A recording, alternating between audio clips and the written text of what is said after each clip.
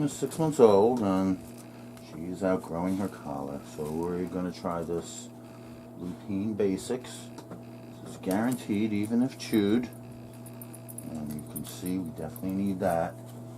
And we need to come off this old one, which just barely fits you anymore.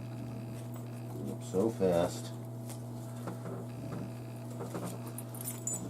Your first collar, well, your second collar actually.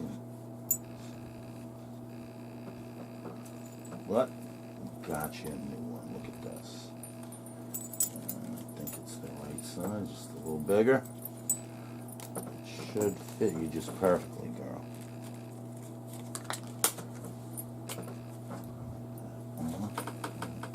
There you go.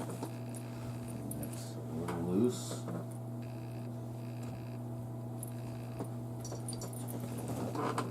What I like about these particular collars is you see it pulls around the dog's neck, but then it stops pulling so that it doesn't keep choking them until they start throwing up and panting, but it tightens it enough so that she can't slip out of it. If she does this with her head, it won't just slip off and she'll get loose. See, she can't slip out of it, but it's not really a brutal choker. You know, it won't choke the dog, just will tighten up enough so that it won't come right off. So that's why we like these collars, which I'm not exactly sure what this style is called, if it is called a no slip collar or a slip collar, but you see how it works. And you see that Uma can chew her collar